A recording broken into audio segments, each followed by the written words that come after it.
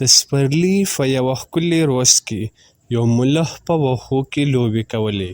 بیا مازدیګر د میږیانو یو قطار ولید چې په لاره کې د غنمو دانې وړې.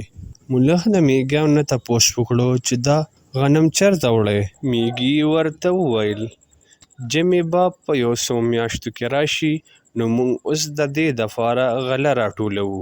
ملخ میږیانو ته وویل لا خو ژمي کې ډېر وخت پاتې دی، غله راټولول پرېږدئ او راځئ ما سره لوبې وکړئ.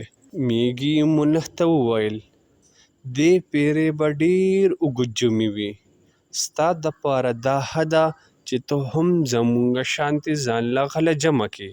ملخ میږي ته وویل د ژمي څه فکر وکړم، دا سپرلی دی او هر طرف ته د خوراک کافي هر څه موجود دي. ملخ د میږي خبره باندې عمل ونه کړو او د سپرلي موسم کې ملخ صرف به خوبونه، خوراکونه او لوبې به یې کولې او غله به یې نه جمع کوله. بیا اوړی راغی. میږیانو د ژمي دپاره خوراک جمع کولو کې مصروف وو او بل خوا ملخ د خوبونو او خوراکونو او لوبو نه علاوه څه نه کول. بیا منی راغی. میږي ملخ ته مشوره ورکړه چې ژمي دپاره خوراک راټول کا، خو ملخ د میږي مشوره ونه منله او ملخ میږي ته وویل ژمی لا نه دی راغلی او چې کله ژمی راشي نو زه ځان له خوراک موندلی شمه. یو څو هفتو وروستو ژمی راغی او واوره شروع شوه.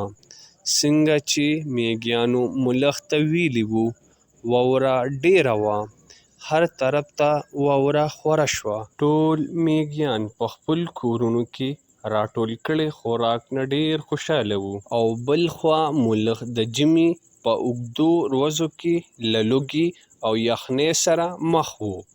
یو څو هفتو پس ژمی ختم شو. ملخ د ژوند لپاره یو ښه درس زده کړه.